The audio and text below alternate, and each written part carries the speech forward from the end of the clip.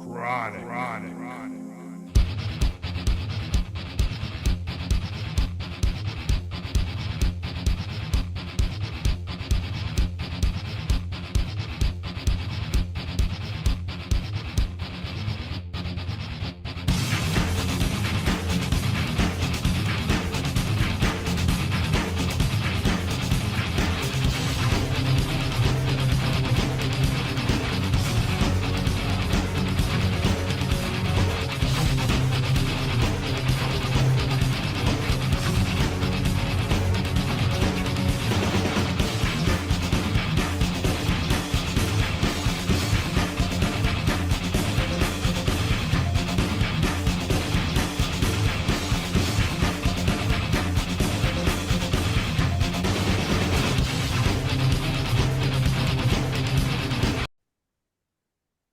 Tick, tick, tick, tick, tick, tick, tick, tick.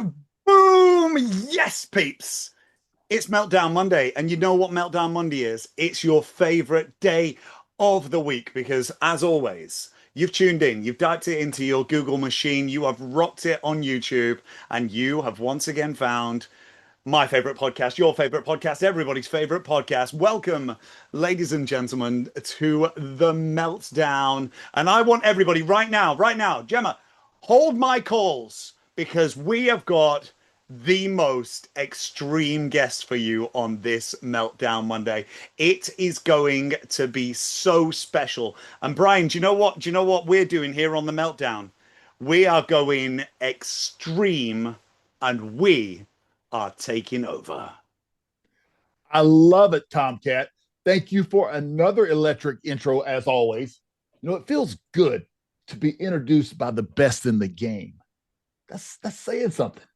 But on this Monday Meltdown, as we blast our way into episode 11, we continue to bring you current and legendary superstars from the world of pro wrestling, MMA, celebrities, NFL, and more. Even now, today's special guest brings what I like to call athletic levity to the squared circle each and every time he's in it, because he made cool blue. It's cool to be blue. Yes, it is. We here at the Meltdown know him as Bryan, but the world knows him as ECW and WWE's Blue Meanie. Welcome, my friend. Hey, thanks for having me. Thank you for that great intro. Tell me where to send the money to. Send me an Bryan and Tom will be fine. Just to the Meltdown, care of.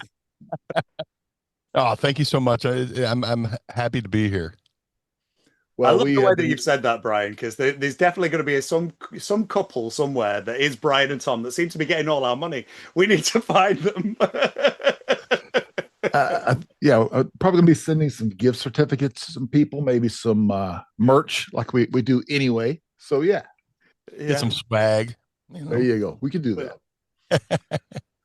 Well, Bryan, we really are glad you're here with us today, man. We've been looking forward to this, and we started a little differently. We will go into, of course, your career, and we'll talk about that. But we like to talk a little NFL too, and I think you'll like that. So. Oh, absolutely. Hero. Yeah, of course. This is right up your alley, my friend. We know you're a huge Philadelphia Eagles fan. Yes. And our guest from episode 9 was Gene Snitsky. And here's a nugget for you, okay? His offensive line coach at Mizzou was the legendary Andy Reid. That's amazing. Yeah. So the question is, do you have any special memories of you watching Coach Reid during his 14-year tenure in Philly? And if you do, let's hear about it. Oh, Andy Reid, man. Talk about a guy who revitalized the Philadelphia Eagles. The Eagles, I grew up diehard Eagles fan, mostly with my grandfather. It was like a bonding moment with my grandfather. My grandfather taught me a lot about football, and he also taught me how to swear at the TV during football games. So it was very cool. But like with anything, Eagles are doing all right now, but in order to appreciate the sweet, you have to go through the sour.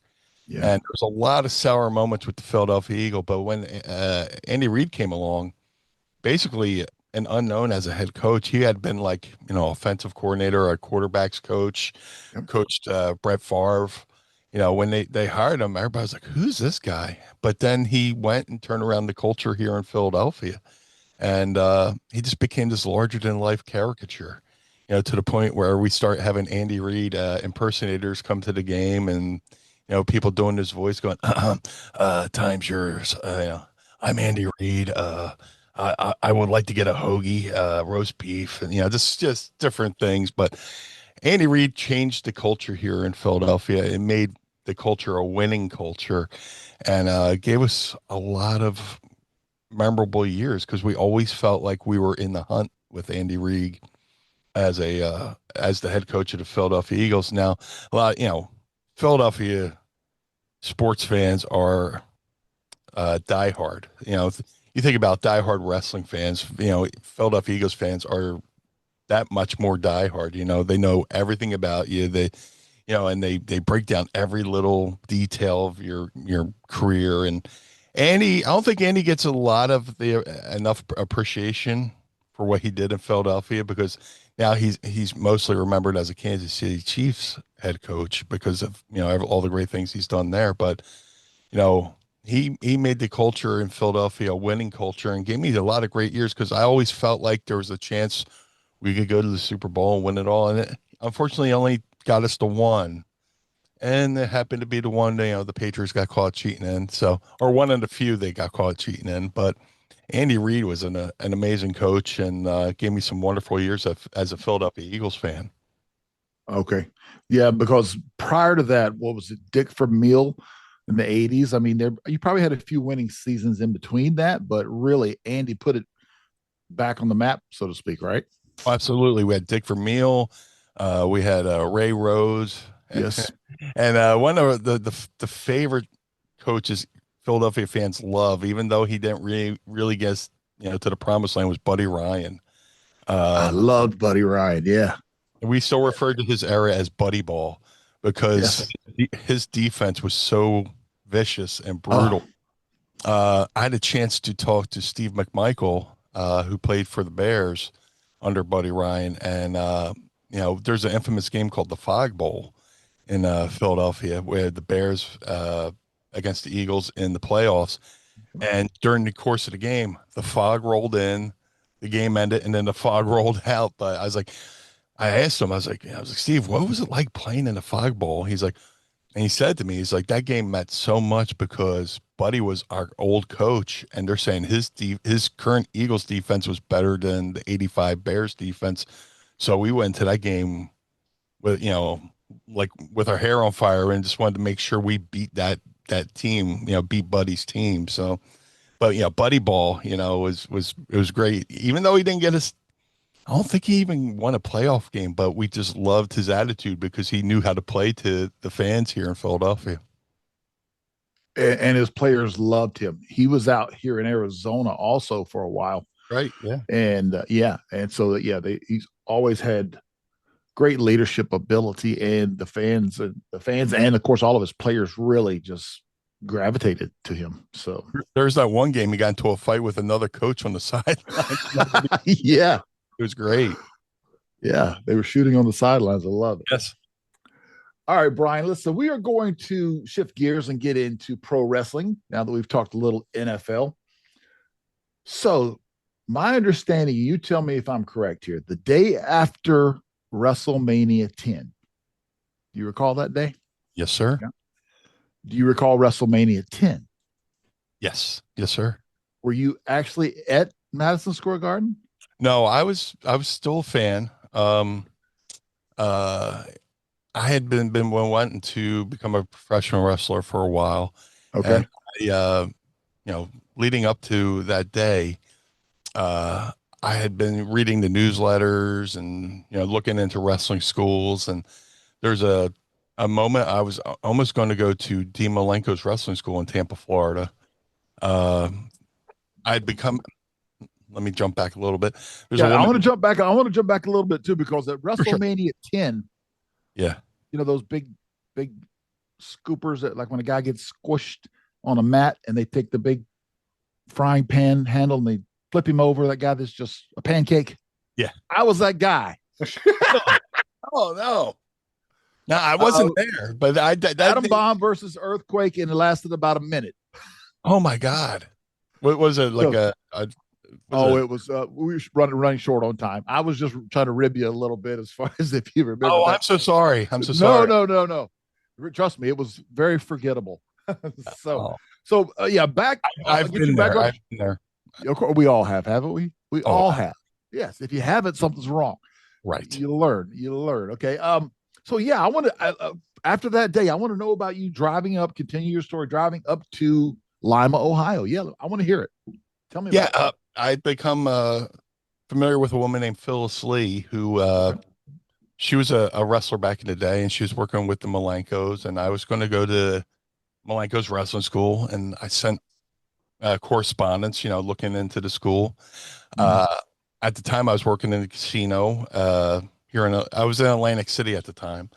And I was, every week I would take my paycheck, put half to the house, half in a sock drawer, saved up my tuition. And, Phyllis eventually was telling me, how much, what was the cost to live down there in Tampa. And I was like, ooh, that's a little bit stiff. But then she, switched gears and she's like, yeah, have you heard of Al Snow? I was like, yeah. So she's like, he's got school in Lima. It's same amount of tuition, but you would live in the school, and told me how much it was to live there. And I was like, absolutely. So I saved all my money, and eventually she threw my punk card down and said, when are you coming out? I was like, so one night I was walking to work with my mom. She worked at another casino, and we were standing there waiting for the light to turn green. I was going across the street with her. I go, you know what? I think tonight I'm going to go in and give my 2 weeks notice. I think I'm going to go to the wrestling school in 2 weeks. So and it happened to fall the day after WrestleMania 10. So, we had they had a little going away party for me, the night of WrestleMania 10. And next morning I loaded up my car, with everything I owned, because I didn't realize, I can't, it was like, I could have just packed my clothes, but no, I had to pack my entire room because I knew no better. And I just started my journey out to Lima, Ohio to train with Al. And I was so inexperienced at traveling, I was like, I'll be there in about 6 hours. And 13 hours later, I showed up at, the school in Lima, Ohio, and I had heard of Al. Al was just starting to make a name for it. Al had been in the business for 13 years up to that point, and he was just starting to have this really good feud with Sabu. And that's where I started hearing about him. So I, show up, and I go, go up the elevator. It was like in this old Masonic temple building, and we had the fifth and sixth floor. And go up the elevator, get off the elevator. I go, I'm looking for Al. He goes, hi, I'm Al. I'm leaving. And he was heading out to go up to Michigan to get some stuff for his ring from Dan Severn, some padding for the ring. But the next day, started my journey into the training, and Al gave me one of the most important, talks of the beginning of my career. He pulled me in the office. Is like, look, I'll be honest with you. I want you to be honest with me. And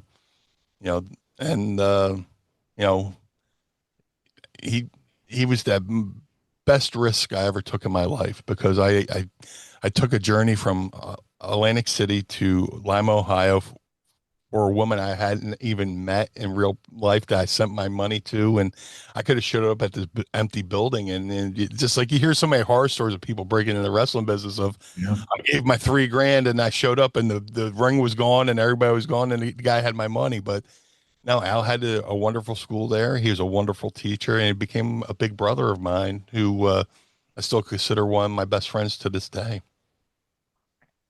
I like that. That's a good positive story. Yes. Oh yeah, there's And not. Al There's all, actually, Al was an ordained minister. He officiated your wedding, right? he didn't know he was going to, but he ended up. Yeah, me and my wife, who I've been calling Mrs. Meanie forever. Um, we were going to have WrestleMania was here in Philly 2 years ago, and we were going to have a party called Meanie Mania at my favorite bar here in Philly, McCusker's. And I was, the bartender was like, "You're crazy not to do something, Mania week." I was like, "All right." So we start planning the party. During the course of planning the party, my wife goes, "You want to do some paperwork?" It's like, Yeah, why not? So she looked into it, and there's this thing in Pennsylvania called a Quaker wedding where you only need two witnesses to just sign paperwork. And we're like, let's do the Spaceballs wedding. Let's go on the mic. Go, do you? Yes. Do you? Yes. Okay, good. You're married. And that would be. So we get to, we're waiting for the proper moment. The bar's packed. I wasn't, I was hope I would have been happy if 20 people showed up, but the bar was packed. And our friend who was doing Quizzo tonight showed up with his PA. I was like, this is perfect. He sets up, he's testing. I was like, let's do it right now. I was like, hey, Al, come up with me. Let's do some announcements. Welcome to the party, this, that, and the other thing. So we had Al and our good friend Sebastian come up, and I get on the mic and I go, everybody, welcome to Meanie Mania. I do the Vince thing. Welcome to Meanie Mania. Everybody's like, yeah. I'm like, tip your bartender, enjoy some free. I had free food. We had drinks with this. I was like, and of course, Mrs. Meanie's here. And I was like, me and Mrs. Meanie have been together 18 years. And I've, been calling her my wife, even though she's my girlfriend. But that changes right here, right now. And you hear the whole crowd go, what? And I turned to my friend Sebastian, go, Sebastian, hold our rings. And everybody's like, you just hear this rumble, like, is this an engagement? Oh my God, this is a wedding. And then Alex, grabs the mic. He's like, I'm ordained minister. And we try to explain we wanted to do this, Spaceballs. But Al, being the worker, was like, give me that mic. And he just took over the wedding. He was like, do you, Mrs. Meanie, take Mr. Blue Meanie to be your lawfully wedded husband? And then, she said, yeah. And then I said, yes. And I now pronounce you Mr. and Mrs. Meanie, which got a, holy bleep chant, in the bar. It might be the first wedding that got a holy bleep chant.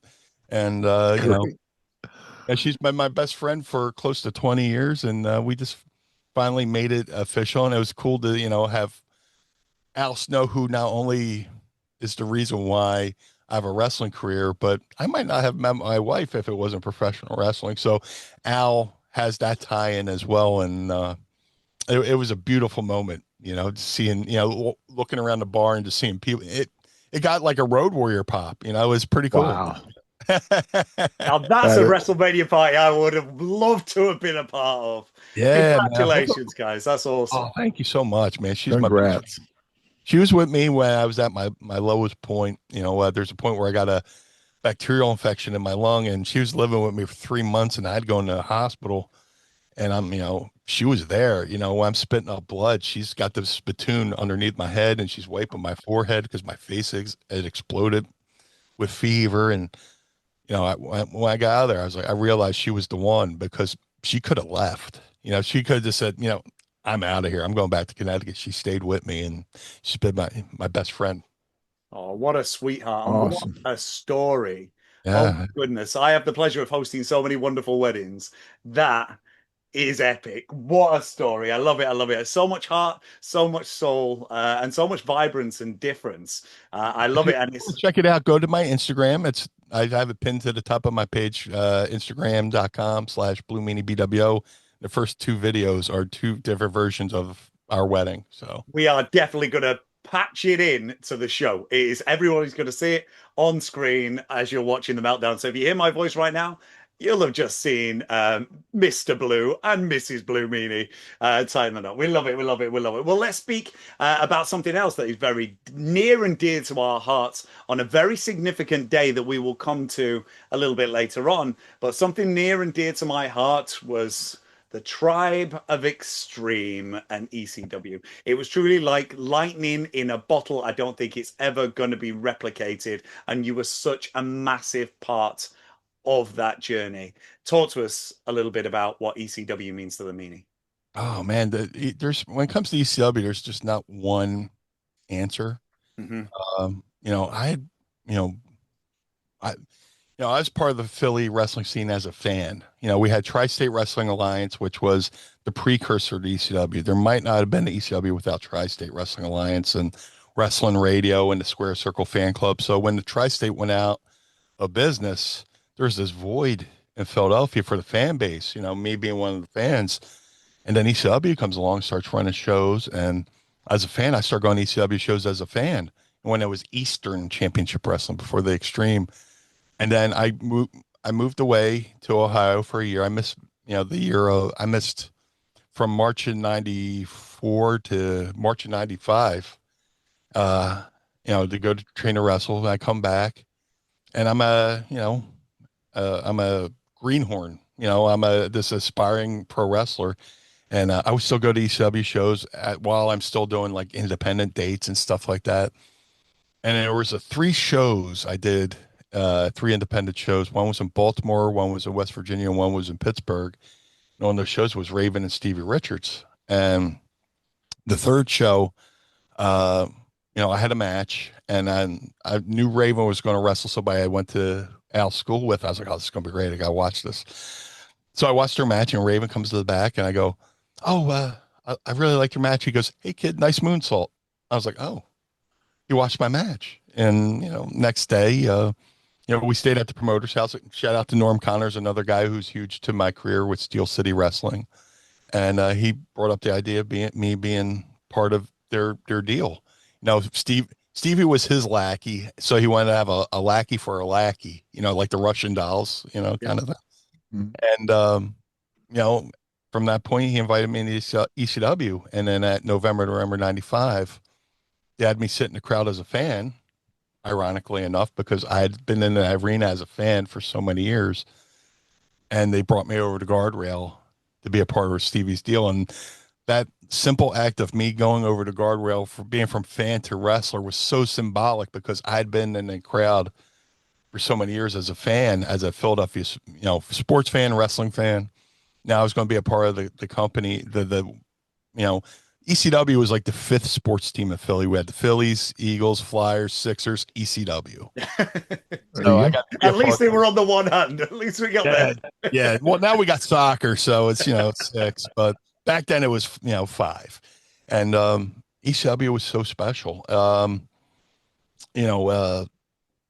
remember when it first started airing on Sports Channel Philadelphia, and then taping the shows, watching the shows, but to actually be a part of it. I was only a year and a half in the business when I went there, so I was super green. But to sit under that learning tree, Paul Heyman, Terry Funk, Tommy Rich, Tracy Smothers, who Tracy had a great feud in ECW, but we had met in Indianapolis, Indiana. When I was living at Al's, Al booked us out to a guy named Mike Samples in Indianapolis, and every Thursday would go out there. And Tracy Smothers was on those shows, and he would pull me aside. He was there. Ricky Morton was there. Sabu was there. He was on the outs with ECW at the time. And they would pull me aside and say, hey, man, good match. Next time, try this, that, and any other thing. But go to ECW and then get to have a feud with, Tracy Smothers, who's with Tommy Rich, and so many guys in that locker room. Terry Funk pulled me aside, early on in ECW. I always learned sit there, ears open, mouth shut. So I'm just sitting there dressed in my gear, and Dreamer comes over and grabs me by the arm and goes, somebody wants to talk to you. So I go over, and it's Terry Funk. He goes, oh, Blue Meanie. So nice to meet you, Blue Meanie. Blue Meanie, you got to go out to the junkyard to get a blue car. Blue Meanie, go get a blue car, put a B on it, and then drive to the arena. People go, oh, look at that Blue Meanie in the blue car with a B on the side. God damn, Blue Meanie. And I was like, Terry Funk tells you to go get a blue car, you should probably go get a blue car. And, but just to have moments like that in that locker room and just learning, like I was fresh clay. I learned with Al.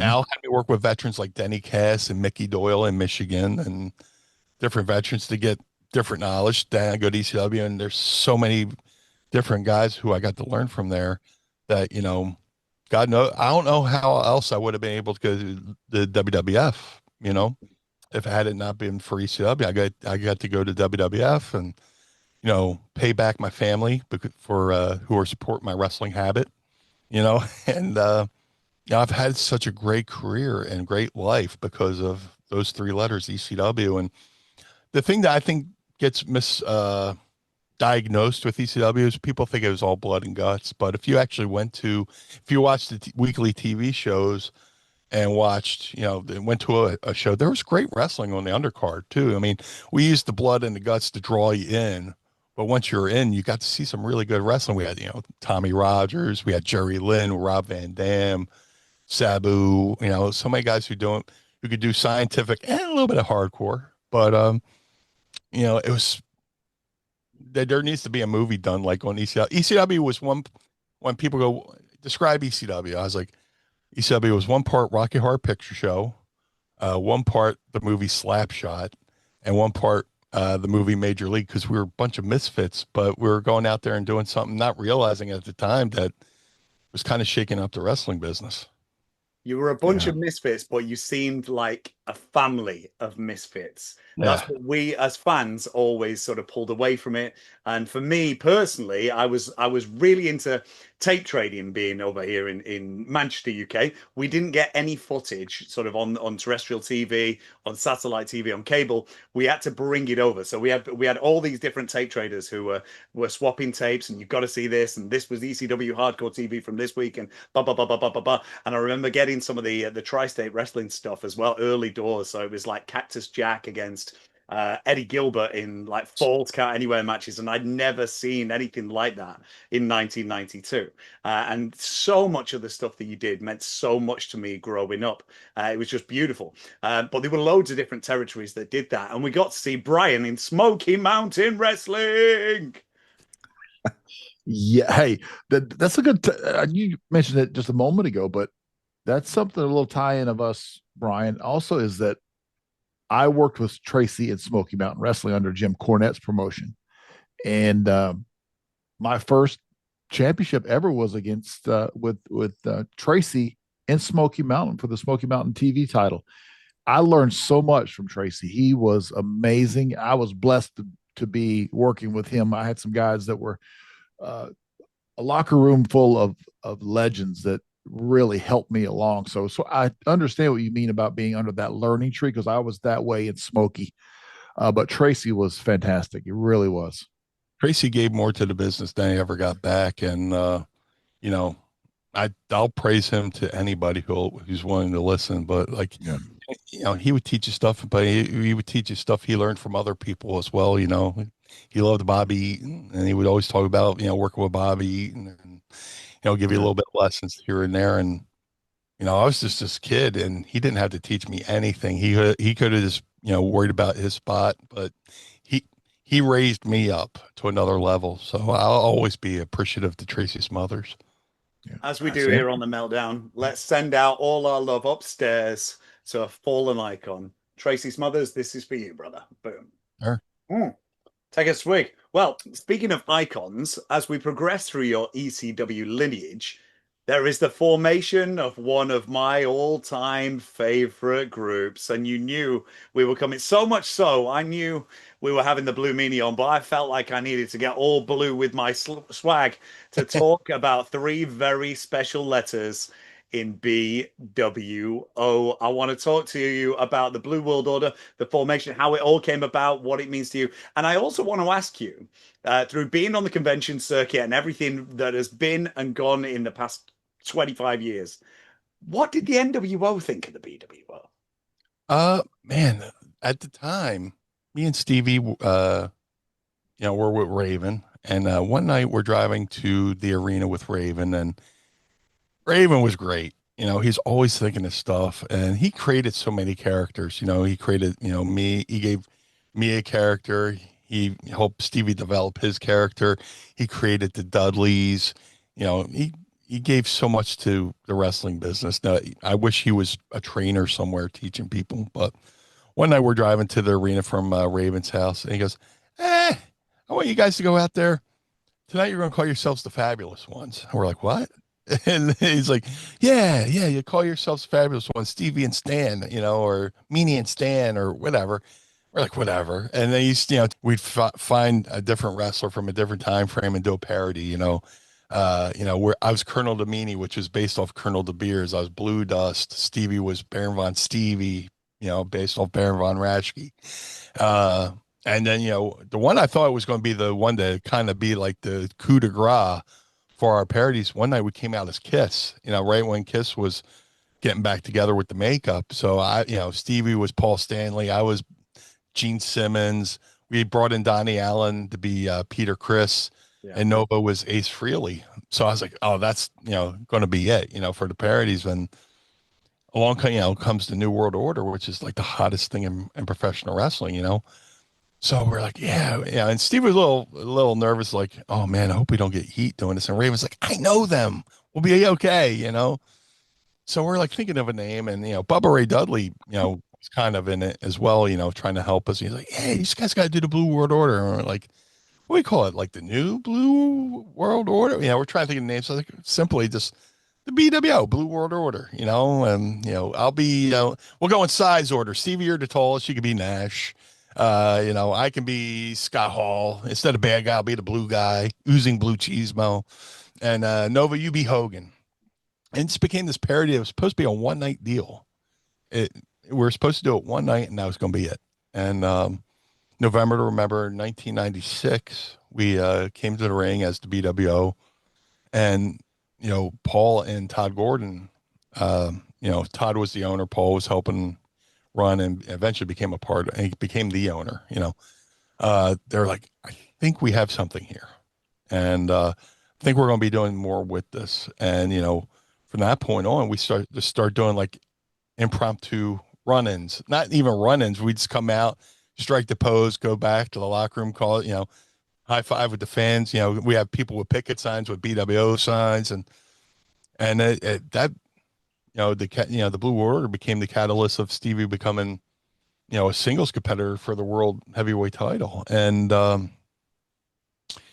just as things go on, it was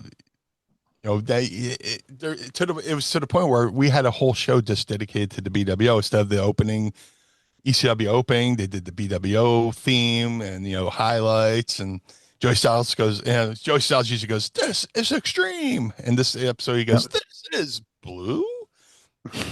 It was the coolest thing, And then they started selling the T-shirts, and it became like one of the high selling T-shirts in the company's history. You always go to the merch girl, and how we doing, and she would tell us what we're doing, like, oh my god. So it just became this catalyst to so many bigger things of us being elevated in the company, Stevie being elevated to a singles competitor for the world title.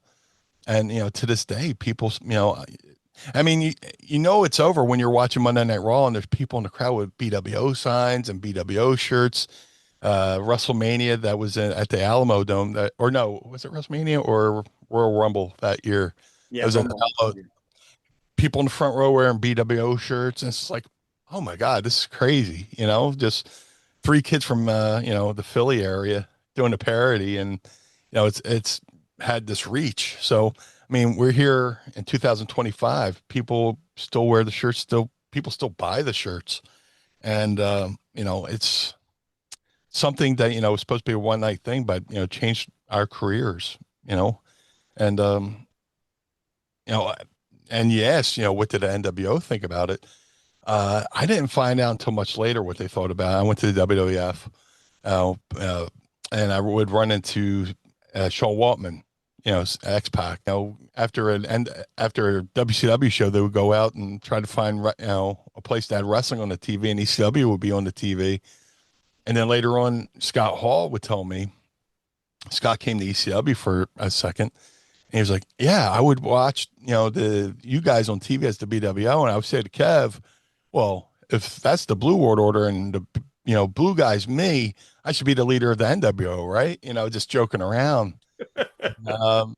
Kevin Nash was great about it.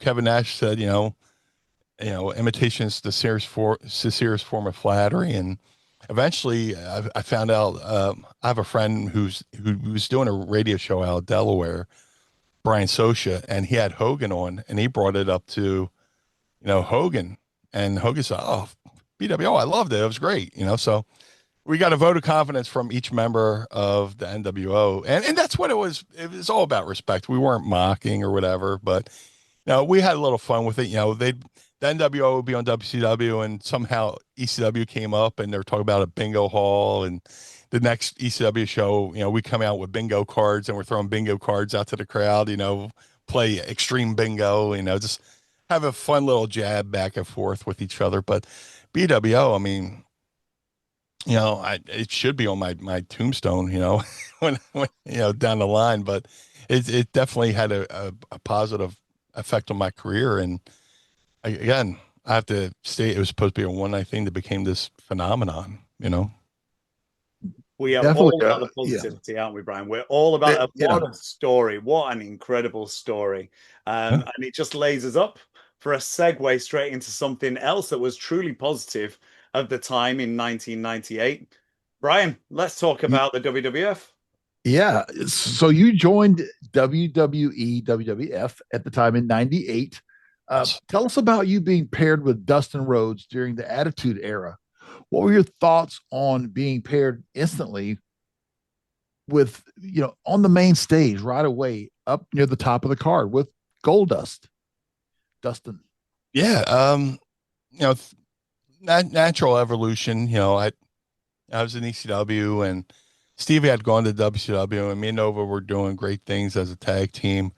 And, again, here's my relationship with Al Snow coming into full effect. We went to do a show in Pittsburgh for Norm Connors, me and Nova. I get home and there's a message on my machine. Sorry, first day with the new mouth. My machine from Al Snow. Hey, Meanie, give me a call.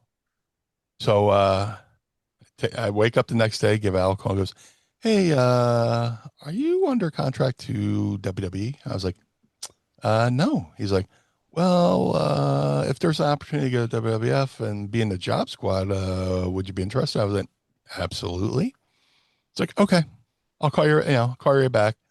And then maybe an hour or two later, get a call from Bruce Pritchard. Hey, Brian, I need your social security, this, that, and the other thing. I'm like, oh, this is happening. So, I give him my information and like, it's you get that feeling. I can only equate to realizing you've won the lottery. You won the Powerball, the electricity that went through my body when I went, hey, Brian, it's Bruce Pritchard from WWF. I'm like, whoa. So I give him my information.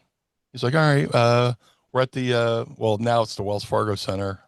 See you down at the First Union Center this Sunday. Be there 11 a.m. Yes, sir. Thank you, sir. Hung up, and I just stood there and I walked 20 feet from my bedroom to the living room. We had a 1-story apartment, and I looked at my mom. I walked through the door, looked at my mom and my grandmom in the living room. I go, hey, put all the bills in my name. And they're like, what? Because they had been supporting me up until that moment, in ECW, I started making okay money where I was able to contribute and stuff like that, but not what I should be doing. And I said, put all the bills in my name. And they looked at me like, what? I was like, I'm going to the WWF. And my grandmom, just clutched onto the chair next to her. Like her knees almost gave out. My mom was like, whoa. She's like Edith Bunker from All in the Family. Ooh. So they put all the bills in my name, and I was able to pay back my family who took care of me, and so I go to the building, and I joined the job squad. They had my debut in Philadelphia, so it's another storybook thing that where if you did a movie on my life, you're like, oh, this is corny, right? I debuted for ECW in Philadelphia, debuted for WWF in Philadelphia, and then eventually I had my own WrestleMania moment in Philadelphia, my hometown. But join WWE, join the job squad, have a little run with that. Eventually the job squad starts splintering off, and you just gotta start thinking, what am I gonna do? So Al and Goldust were having this little feud where Goldust stole Al's head. And I'm sitting there, I'm like, So I go to Vince Russo, I was like, hey, Goldust just stole Al's head. In ECW, I did a parody of Goldust called Bluedust. What if I brought Bluedust back? Goldust plays the mind games. What if I brought Bluedust back to play mind games with the guy who plays mind games to get Al Snow's head back? And Russo's standing there, he's chewing the gum. He's like, yeah, bro, yeah. So he goes off to do whatever he's doing. He comes back, he goes, yeah, bro, we're going to do that thing you suggested. I was like, oh my God. So I come back as Bluedust and I start messing with Goldust. And we have a match at St. Valentine's Day Massacre, 1999. And yeah, that's kind of like the blow off to our feud. But then they saw us, these two unique characters. Well, if they're so good against each other, they must be good together. And they start pairing me with Goldust. And, another person who taught me so much, Dustin, traveling with him, sitting under his learning tree, listening to him call a match. And, when I went to the WWE or WWF, I was still, it doesn't matter what you did anywhere else. Once you get to WWF, it's starting over, and I kind of had to learn that WWF style. So working with Dustin, even if I was just in this corner and listening to a call match, like how I learned about, psychology, listening to Raven call a match, I learned so much, by being with Dustin, being with Terry as well. She was, on the road with us as well. And, eventually I got to manage Goldust at WrestleMania 15 in Philadelphia in a four-way for the Intercontinental Championship, where it was Goldust against Ken Shamrock, Road Dogg, and Val Venus. WrestleMania moment in Philadelphia, my hometown, and it was just one of those serendipitous things where if I hadn't made that suggestion to Vince Russo, I might have got lost in the shuffle. I might not have been able to, just travel the world, because after WrestleMania 15, I went on my first European tour. We went through the UK, we went to Germany, and just working with Goldust as Bluedust, and then being his partner as the Blue Meanie is one of the best things that people still bring up to this day.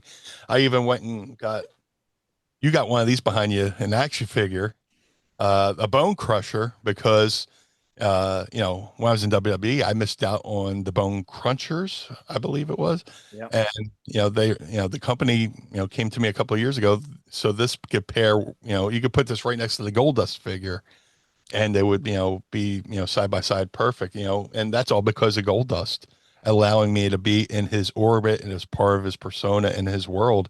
He could have easily like, I don't want to work with this kid, but he brought me in, and, I love him. And, every day, every time I see him, got a big old hug for him and, appreciation for him. That's That's awesome. great. Yeah. What a story. And they're all positive, these, Bryan, aren't they? This is what we are. Yes. So Yeah. Meltdown is a positive show. We promote good mental health, we promote well-being, and we promote positivity. And today is a very meaningful day. We sit here recording this show on the 12th of June, 2025. And if we jump in our DeLorean and head back exactly 20 years, today would have been the rebirth of the Extreme, a reunion like no other. A tribe came back for one night stand. What an amazing night, one of the best pay-per-views ever. And I wanted to ask you, what does ECW One Night Stand mean to an ECW original? What does it mean to the Meanie? And I also want to know a little tidbit as to what did Vince think about that show? That's interesting. Uh, ECW One Night Stand, the first one, was a love letter to the ECW fans. ECW was just ripped away, while, I guess Paul knew that the company was coming to an end. A lot of wrestlers, a lot of fans had no clue, because ECW was still selling out buildings. We were still drawing amazing houses and doing great, TV. But the burden with ECW was it took so long for them to catch up, where say they had a great financial year in 1996, they're still paying for 1995. Yeah. 1997, they're still paying for 1996. And they start catching up a little bit, and then they get the TV deal with TNN, which became this financial burden that ultimately was the demise of ECW, because TNN wanted wanted ECW to pay for all the production. We had to pay for the production truck, all that stuff. So that, ECW went away, and it was crazy, because there was the last show was in Pine Bluff, Arkansas, maybe somewhere in Arkansas. And the week before was the ECW arena. I was like, why don't you just have the last show at the arena? But ECW gets ripped away. And there's again, when Tri-State Wrestling guys are out of business, there's this void that we felt, when Tri-State went out. Now ECW's gone. It's like, man. And people are like, I miss ECW, because it was a thing. ECW was a culture. You go to the show. After the show, you go to the hotel, hanging with the wrestlers, and you're drinking and partying. Everybody's got a hotel room, with the deadbolt in the door. You walk into a room. Hey, there's some beer in the tub. Go get a beer. You go to, party hopping. That was the culture of ECW, and all of a sudden that gets ripped away. Man, just left a big void. So when there was rumblings about a reunion show, we're like, ooh, because they had just did a DVD called The Rise and Fall of ECW, which was excellent. If you like Rise and Fall ECW, there's also 2 other documentaries. One called Forever Hardcore, which is a good sister companion piece to Rise and Fall, and then there's an independent one called Barbed Wire City, which was really good. Those come out, and those documentaries, introduce ECW to a whole new world. So when Rise and Fall came out, the sales shot through the roof. The only thing that beat Rise and Fall of ECW in DVD sales was that year's WrestleMania. So Vince is like, So Rob, goes home with the idea of reunion show, and there's the rumors running. We're like, ooh. I'm like, oh, I hope they call me, And they called me maybe like 2 weeks out, and I found out that I had changed my number so many times it took them a while to find me. So, I was relieved. I was like, whew, they didn't forget me. So, it was awesome to go there that day. I rode up that day with ring announcer Bob Ortiz, his wife Lex, the referees Finnegan and Maono and Francine. We rode up, and it was just like a magical time showing up to that building, Hammerstein Ballroom, seeing all the boys there, seeing some of the WWE guys there. And it was just a perfect opportunity to realize who I am, because, from 2000 to maybe 2004, 2005, I kind of got into a bad way mentally, 2000, ECW goes out of business.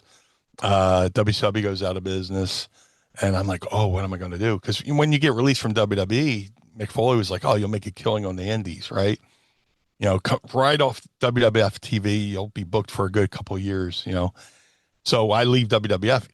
2 major companies go out of business. The indies get flooded with all this talent, and you're fighting to find a spot. So get into a little bit of a depression. 2000, my grandmom passed away.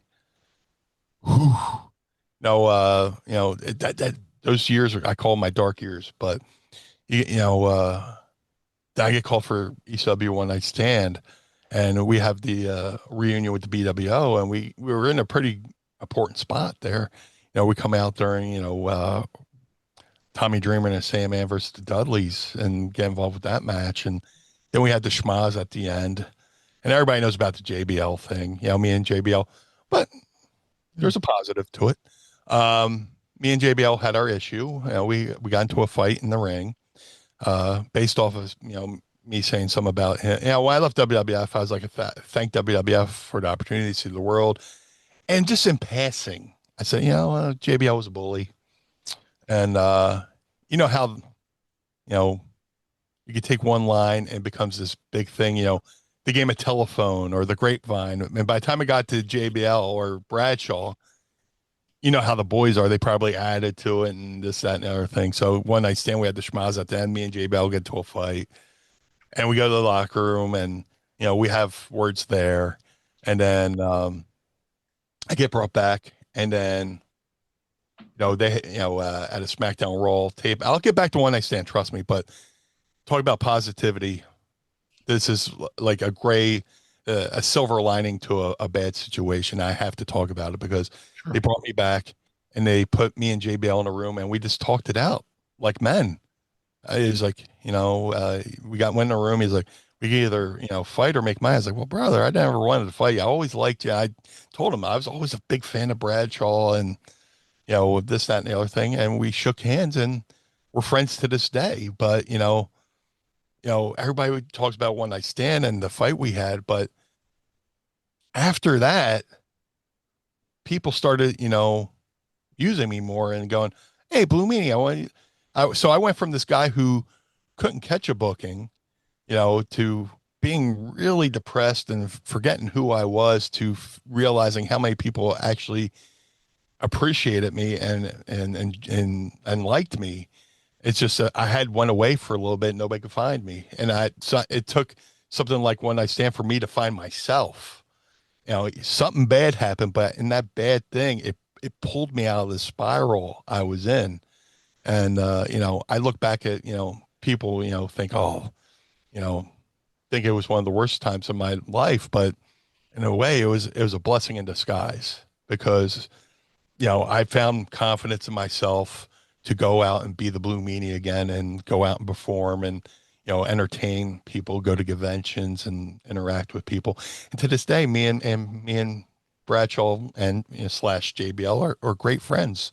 I do his podcasts every now and then, and him and Gerald Briscoe have a podcast. But back to One Night Stand, that was the perfect love letter to the ECW fans because those fans they were like the puppy waiting for the master to come home, tell him what to do, he'll be back one day, and then ECW comes back and you're like, this is the greatest night ever. And it was because, uh, you know, I'd gone back to WWE for a little bit after that, but everybody would talk about that One Night Stand show, you know, if you're around TV, the TV tapings, you're hanging out with crew and cameramans one cameraman was like, dude, that was probably the wildest thing I ever filmed because, you know, he's like, I had the camera, but I had to take my eye away from the viewfinder just to look around to see what was going on with this crowd and everything. And, you know, during the Masato Tanaka Mike Awesome match,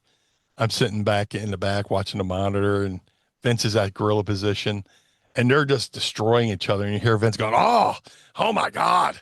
Oh, he's selling for the stuff they're doing. He's like, just watching Vince McMahon watch Masato Tanaka and Mike Awesome. I wish somebody had a camera on him, just to watch him watch that match. But, end of the night, me and JBL had our thing, but I'm standing there. I got one beer in one hand, got beer on my eye, ice in my eye with a beer with the people who I call family, the ECW family. A lot of times, we get, there's a bunch of us ECW wrestlers at conventions. We get together kind of like, the 72 Dolphins, we just celebrate, who get together once a year and celebrate their perfect season. We get together and celebrate each other because, there's a moment, we were able to do something in ECW and we came together as a family. We truly were as a family where I learned when I went to WWF that, it's a little bit more competitive and people want their spot. And in ECW, we all lifted each other up. So, we get together. We're extremely, no pun intended. We're a tight unit. And, sadly, when we lose a member of that family, we all reach out to each other and remind each other that we love each other. And, we're a special group. It's just like a secondary family. I talk to most ECW people more than I talk to, members of my own family. So that's how tight we are. And we will be. How heartwarming is that as a final sentiment for One Night Stand? I mean, just to tell you my positive story, and this is from an individual that was on the other side of the world from where you guys were in the Hammerstein Ballroom 20 years ago today. For us as UK fans, we have to stay up late. Your show start like 7, 8 o'clock. Ours don't start till 1 a.m. in the morning. All right. So I'm 21 at the time. I'm with my wife, my girlfriend at the time, my wife now, and she's upstairs in bed, and this is my parents' house. And I'm sat downstairs watching ECW One Night Stand. And it gets to about 3:30 in the morning. Everything's just wrapping up. It's the embrace. In fact, it was the spot where Sandman's music hits. Yeah. Metallica rings through, and you just see Dreamer go. And and my wife appears at the top of the stairs and walks down the stairs, and she looks at me and she goes, are you crying? And oh, you're crying. And that was it. There was just a tear running down my face. And to know that you had impacted so many people around the world with a product that was just all heart from us to you guys. Thank you, please. Oh man, it's it's one of those things you look back and you go, wow, we really did that, right? And so it's I have this weird moment. I don't know, Brian, I don't know if you have this as well. Sometimes you'll be watching yourself wrestling, you go, oh, that's me. That's me on the screen right there. Watch. At times, yes. Yeah.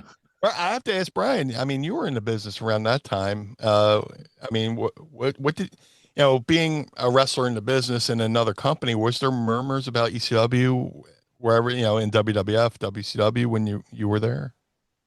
Oh, we were all very aware of the product and how you guys are doing. Yes, I think that it seems like we were always watching each other, kind of situation where we were, during the when things got really hot and heavy, and it was all about the battle of the ratings. We were always watching this show, and of course on TBS we would get the replay of Nitro, so we would work this show, and by the time we left the locker room and got to the hotel, it would be on there. Then everyone would meet in the bar and we would watch the replay. And of course, if we could, watch your guys' show. So it was sort of a back and forth. But again, the competition brings the best out of everybody and elevates everyone. And I want to circle back to I just think a silver lining in that show is that you and Bradshaw were able to talk and like two men and just work things out. It's such a great thing. And you guys are friends today. You've done his show and you guys still talk and I'm sure you probably even hang out at conventions and stuff. So I just think that's a great thing, man, I'll see him this Saturday. So that you guys can still, hey, that happened then. This is now. We're adults. It's a business. It's a work, and you guys are friends. I like that. My only one regret, and it's impossible to do. I wish I could take my 52-year-old brain and put it in my 25-year-old back then, because I was so paranoid in that locker room. I didn't want to do anything to upset the apple cart and lose my job. I just wanted to support my family. But I wish I had the foresight to go back in time, and as that 25-year-old go up to Bradshaw and be like, hey, can we talk? Can we and just be like, hey, is there an issue here? Just like having a friendly conversation of like, am I doing something wrong? And if I had done that, we might have avoided the whole thing years later at One Night Stand. But then again, the whole thing at One Night Stand was something I kind of needed, as weird as it sounds, to get me out of the mental funk that I was in, because so many people rallied behind me and were in my corner. It was a weird time too, because after that happened, I had other people in the business reaching out to me going, oh, you got to sue, you got to go to New York and file charges at the police headquarters. I'm like, folks, I just want to live my life, man. And, eventually, we got together. They brought me out to California, where we got to go in the room and talk it out. And we had a really good match on SmackDown. And, a couple of years later, Twitter's a thing, and I get tagged in the post going, are my eyes deceiving me? But is JBL following the Blue Meanie on Twitter? And he's like, I love Meanie. He's great. And then, from there, JBL Bradshaw, he, petitioned for me behind the scenes to try to get me in the Royal Rumble that was here in Philadelphia, because WWE hired me and Steve Rich to host ECW On Release Volume 3. I was like, what better way for me to promote something that they're selling? Have me come out in the Rumble and be like, here comes one of the hosts of ECW On Release Volume 3, the Blue Meanie. And even if I just get bushwhackered in and out, they're promoting the product that they paid me to do. So, and he was going up to, people in the office, and, it came down to me and Bubba Ray Dudley, and they brought Bubba back. And I love Bubba. I'm happy for Bubba. But, again, he didn't have to do that for me, and he did. And, he's looked out for me in a lot of different ways. And, people are like, oh, you should have sued. But I came out of that ugly situation just fine. in other ways that didn't have to involve lawyers and ugliness and pettiness and, greed. Yeah. Two guys had a fight and two guys worked it out, and two guys are friends to this day that, and I appreciate that. Like I said, you have to go through the sour to appreciate the sweet. In order to appreciate the sweet, you have to go through the sour. And right now I'm appreciating the sweet. How amazing is that? Great to hear. What a positive story. What a positive outcome. And professional wrestling is an industry like no other, because you can work at McDonald's and have a fist fight with somebody behind the counter, and a couple of years later you do a podcast about it. It just wouldn't happen. One of you would be in jail. But yeah, I have to say, like, I heard the saying from Jeff Jarrett, and I don't know if he coined the phrase, but it's so perfect when it comes to professional wrestling. For those who believe, no explanation is necessary. For those who don't believe, no explanation will ever do. When it comes to professional wrestling, and those who get it, get it. Yeah, and we look on those at people on the outside of wrestling going, man, you're really missing out on something cool. I completely feel you. I completely feel you. Now, speaking of something cool, as we do here on the Meltdown, we like to play some games with our guests. Awesome. So, right now, I'm going to play a game with the two Bryans. We're going to face off the Blue Meanie and Adam Bomb. It's going to be the Blue Guy versus the Creation of Devastation. And we're going to see, unknown, if either of you mash up on the next question that I'm going to pose. Okay. I'm going to invite you to give me your Mount Rushmore of Extreme. Wow. Who would be your top 4 faces as we bring back the Tribe of Extreme?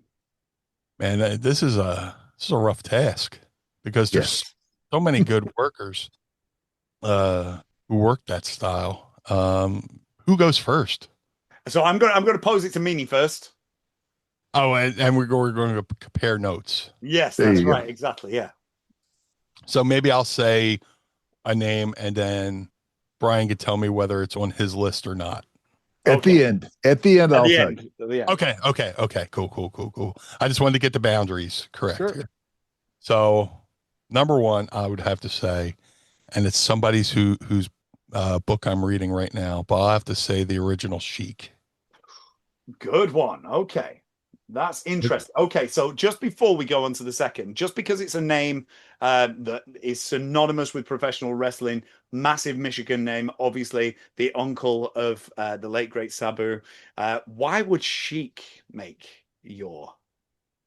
Well, I mean, pro wrestling helped launch television, and when wrestling being launched television, Sheik was one of the pioneers of that age of pro wrestling on TV. If it wasn't for pro wrestling, television might not have evolved, because it was good content. It was cheap content to produce, and pro wrestling was on TV all the time.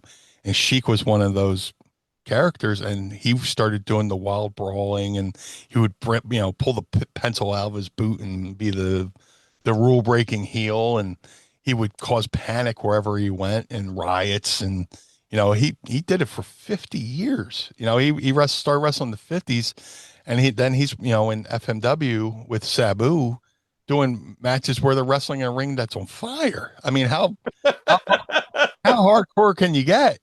So well, we are chatting with Adam Bomb right here. He's a nuclear blast himself. There you go.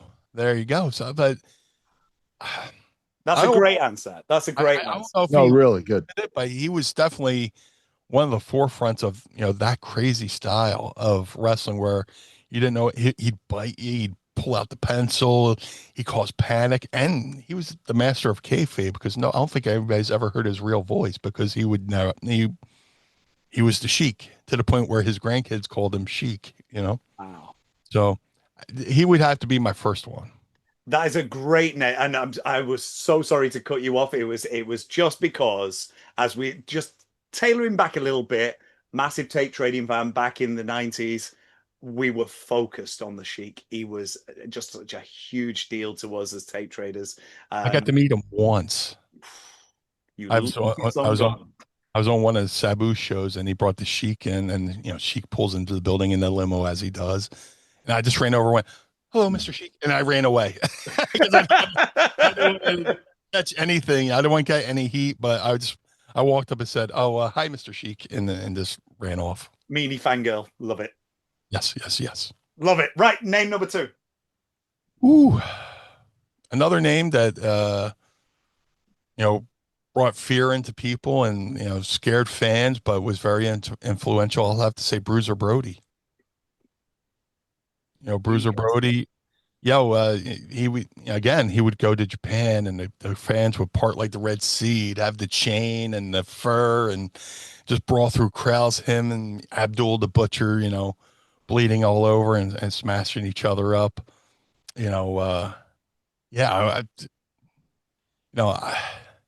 The worst part about Bruiser Brody dying is by the fact that he died before his time was due. I would have loved to have seen Bruiser Brody in ECW. Yeah, without a shadow of a doubt, 1,000%. And Yeah. Brody actually featured on one of Bryan's Mount Rushmores a couple of weeks ago, right, brother? He was on your best big men Mount Rushmore. Yeah, very influential and very copied. The first two people I tell you about, they're copied to the fact that, when you say the Sheik, you have to say the original Sheik because there's so many Sheiks afterwards. Back in the day, he was just Sheik. But now we have to say original Sheik because so many people copied him, Well, original Blue Meanie, tell us who the number 3 is. Oh, man. Number 3, I would have to say hardcore wrestler. I would have to say Terry Funk. How could you not? Terry Funk, talk about a guy, he was the Willie Nelson of professional wrestling, he started off clean cut, hair swooped to the side, suit and tie, NWA champion. And then he became this rebel. Willie Nelson started off singing medleys, wearing a suit and tie, and eventually he grew out his pigtails, put on a headband, and started smoking the jazz cabbage, and then having a good time. So in a lot of ways, Terry Funk, and Willie Nelson are a lot alike, but if there wasn't Terry Funk, there wouldn't have been ECW. Terry Funk lent so much credibility to ECW that he would look around the locker room and goes, "Oh, I could do something with that guy, and I could do something with that guy. I could do something with that guy." I got to do something with Terry Funk at November '98, and he went from being the clean cut wrestler to this brawler. Again, he's over in Japan doing death matches with Cactus Jack, and he changed up. He evolved with the times, but and if I can go on my soapbox for a little bit, everybody equates hardcore with brawling and this stuff, and but in early days of hardcore wrestling meant for the hardcore fans. The fans that would like, well, I could pay my electric bill this week, or I could go to a wrestling show. I could eat, have a sandwich. I got to have enough to eat, food and put food in the fridge, or I could go to a wrestling event. Those were the hardcore fans, and that style of wrestling appealed to the hardcore fans, but it became equated with brawling. But Terry Funk was one of those guys that most people would do without, so they could just be able to afford to buy a ticket to go watch him wrestle. 1,000%. 1,000%. You couldn't have had that list without Terry Funk. I'll be very surprised if Ryan does not echo those sentiments. But number 4, let's see what we got. Number 4, and this is going to be the hardest one because to me it's down to 2 people. A 1 and 1A. Again, these aren't in.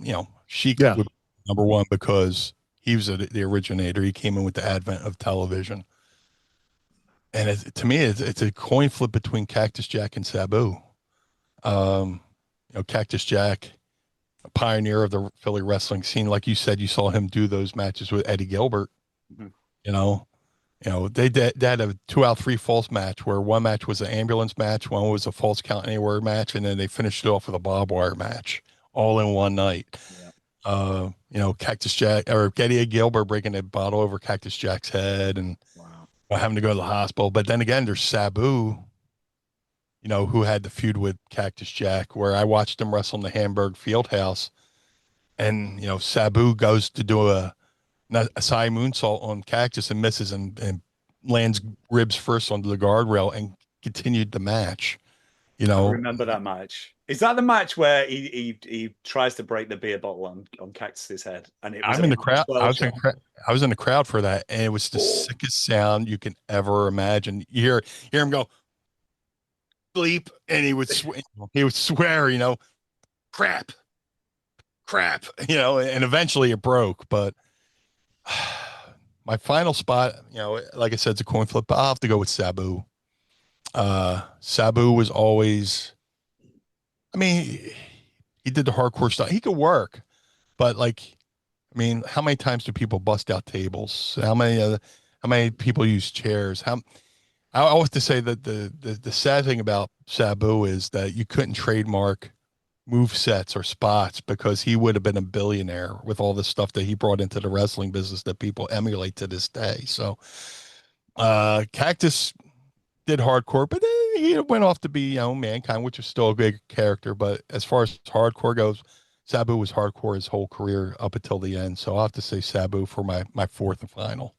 what a foursome. What a foursome. As we raise our fingers to the sky. Sabu, we love you. We have done a massive memorial to Sabu on this show. And yes, we will carry on that love train. We're going to have a memorial for him here in Philly, June 25th at the ECW Arena. So if you're watching and listening to this, make your way out to Philly. It's going to be a Wednesday night, and we're going to have a memorial. It's not a wrestling show; it's a memorial service. So come on out and let's pay tribute to Sabu. Love it. Let's do Love it. Bryan, I'm going to bat it over to you, big man. Let's see who is on your Mount Rushmore of Extreme. Who are you taking it to the hardcore with? And do any of yours match up with Meanie? Oh yes, we have some matches, no doubt. Nice. Listen, in no particular order. Great Brian's think alike. There you go. There you go. Here it is. Okay. Terry Funk. Boom. Nice. Bruiser Brody. Boom. 2. Ooh. Sabu. Boom. We're in 3. 3 for 3 right now. Who's the 4? And listen, I went back and forth with this. Drum roll. Give them the drum.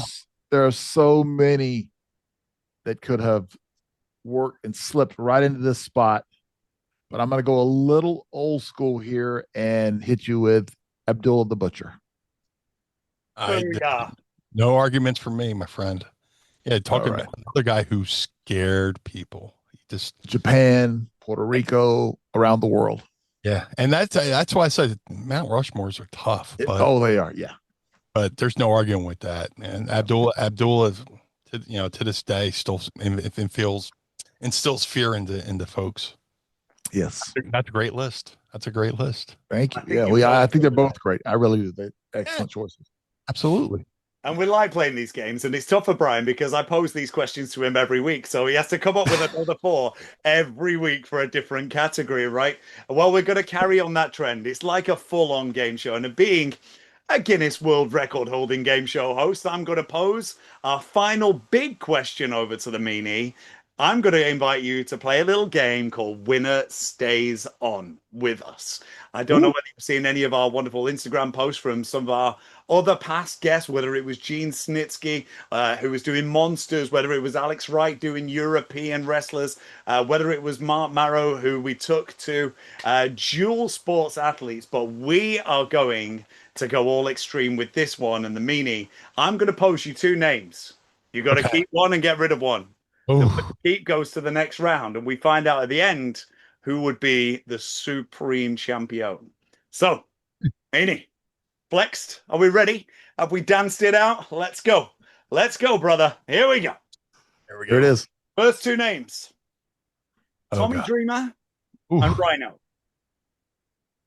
So one stays, one goes. One stays, one goes. And talk about 2 guys who have been instrumental in my career.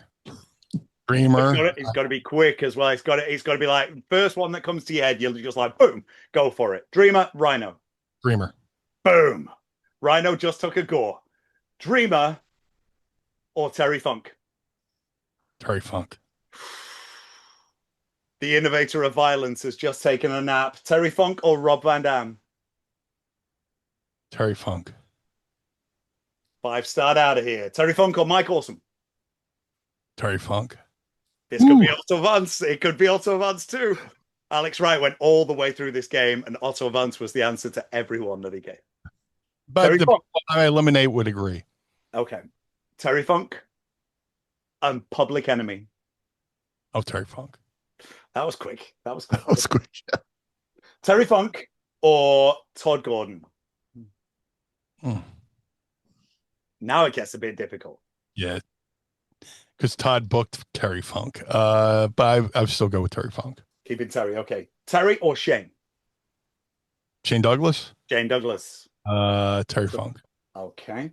Terry Funk or Sabu? Sabu. Terry says, no, he didn't get all the way through to the end, Bryan.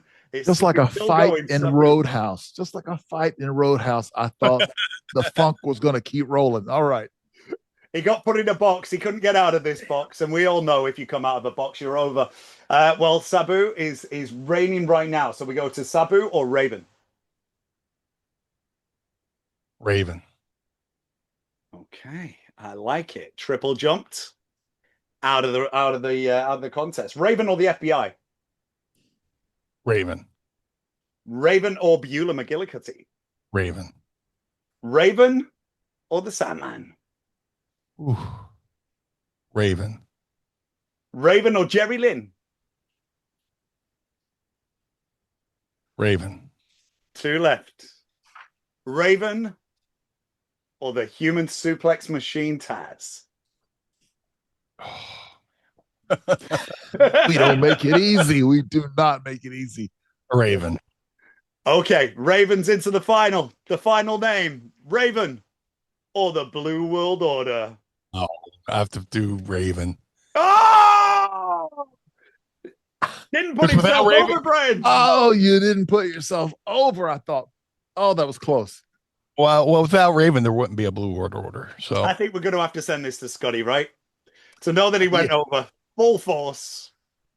Yeah, great. I love that, man. Round of applause for that. Well done, Meanie.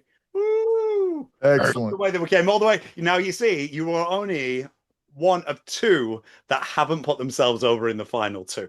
Oh, awesome. So you are of a high echelon, of a unique group. We love that. Well done. Excellent. I did so many jobs. I sold advertising on the soles of my shoes. Great. That is amazing. Well. It's been an absolute pleasure you being with us.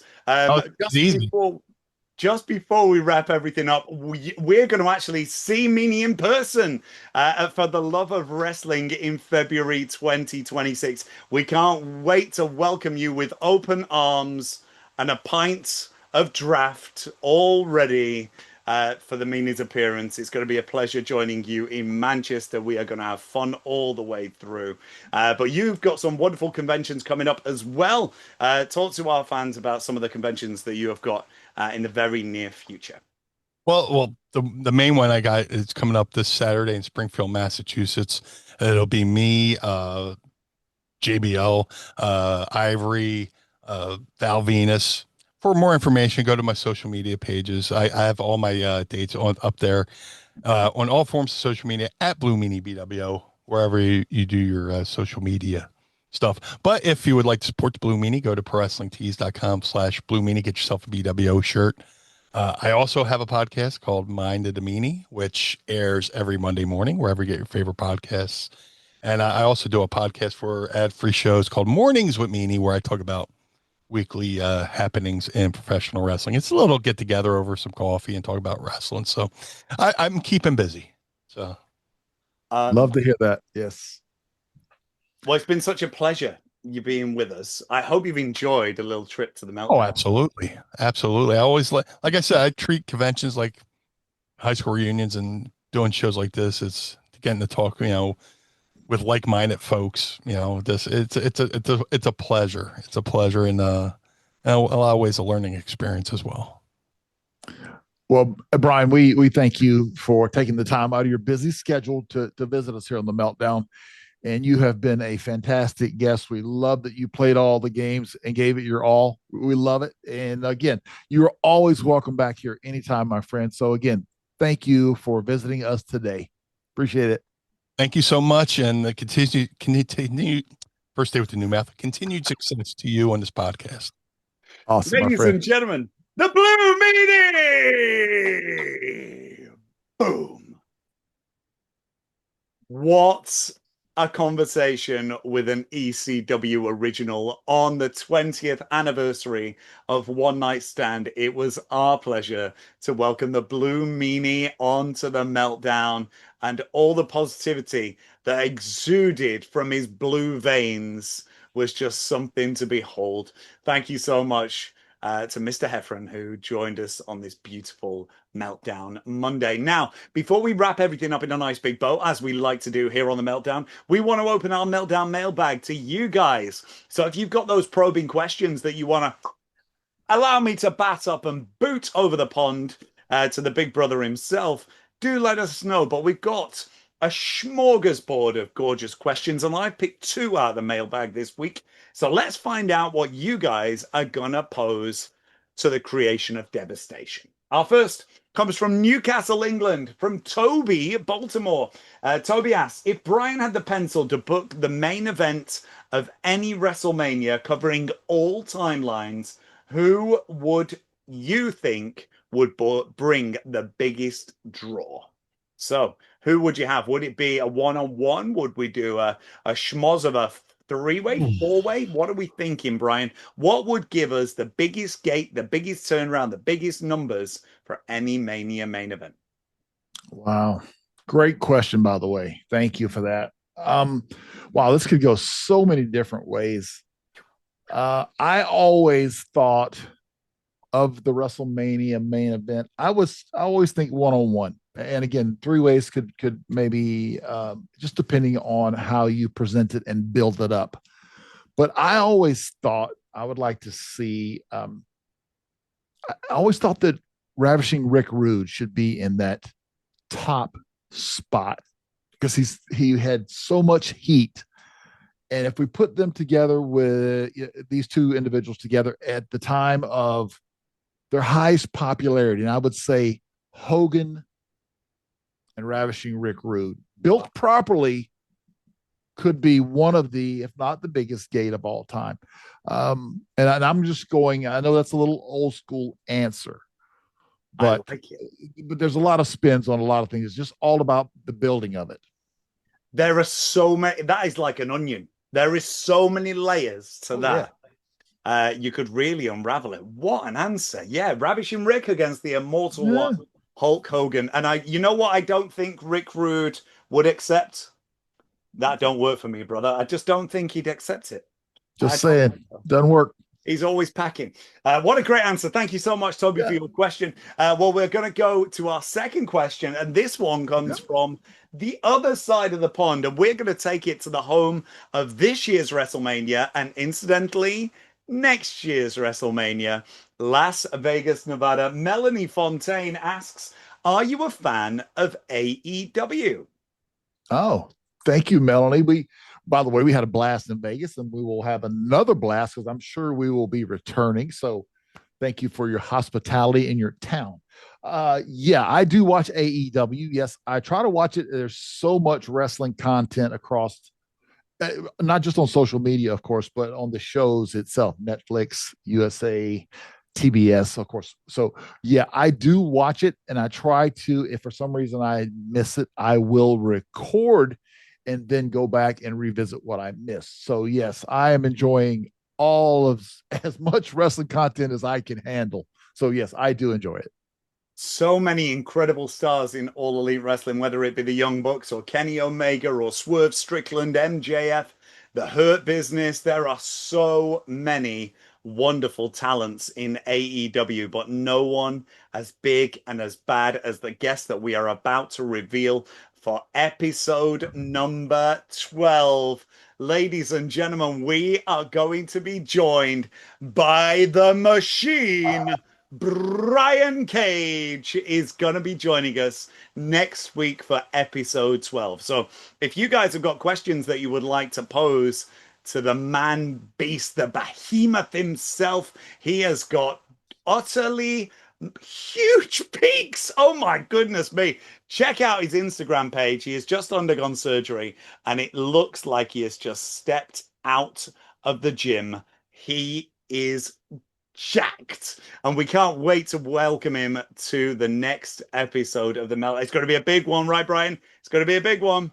I'm excited about it. I got to meet Brian in Vegas, and what a great guy. He was just, getting ready for surgery. And again, he is, like you said, Tomcat, he is stacked, jacked, and ready to go. And where else can we have him? Each week we get these major superstars from everywhere, from pro wrestling. We have MMA stars coming up, Hollywood celebrities. We're doing it all right here on the Meltdown, because what we do is what we do best, and that's breaking necks and cashing checks. The Tomcat and the Creational Devastation right here in Tucson, Arizona. We cannot wait to have Brian Cage on the show. We are going to tie everything up in a beautiful big bow, and it seems like that bow is made of barbed wire this week as we dedicate the show to the extreme. Thank you once again for the Blue Meanie for joining us and bringing a little blue world order to the Meltdown. From Manchester here in the UK to Tucson, Arizona, thank you for joining us on the Meltdown.